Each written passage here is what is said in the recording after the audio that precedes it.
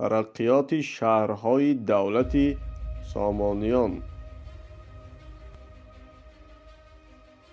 چنان که در سرچشمه‌های تاریخی نوشته شده است، شهرهای ماوراءالنهر و خراسان در عصرهای 9 و 10 از شهرهای اروپای غربی قریب پیشرفته بودند. شهرها در زمان سامانیان آباد بوده، باغ‌های زیاد و آب‌های مصفا داشتند. شهرهای سمرقند و مرو را بیناهایی با حشمت، مدرسه‌ها، مسجدها، بازارها، کاروانسرای‌ها، باغ‌ها، کل و سردابه‌ها زینت می‌بخشیدند.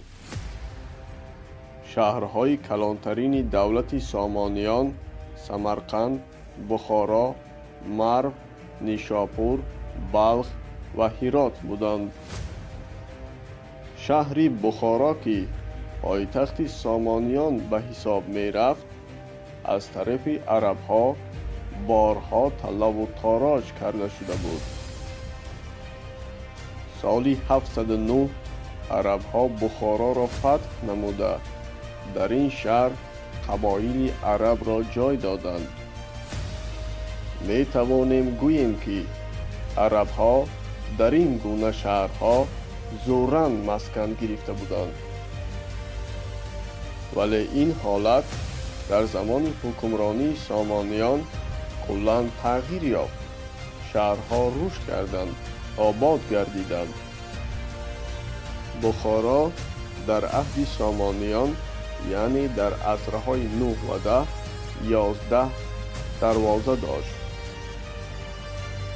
شهر بخارا مرکز فرهنگی جهان اسلام حسابیده می شد. شهر سمرقند یکی از شهرهای تجارتی دولت سامانیان به حساب رفته. موقع جغرافیش خوب بود و آن در چهارراهی تجارتی جای داشت. قریب هر یک حولی سمرقند باغ داشت. کوچه های سمرقند سنگ فرش شده بودند. خود سمرقند قریب 2000 سردابه داشته است. از جهت آب سمرقند را دریای زرافشان تأمین می کرد.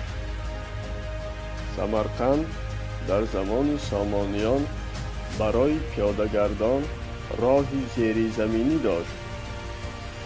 در شهر سمرقند بیناهای 2 و 3 آشیانه دیده می شدند.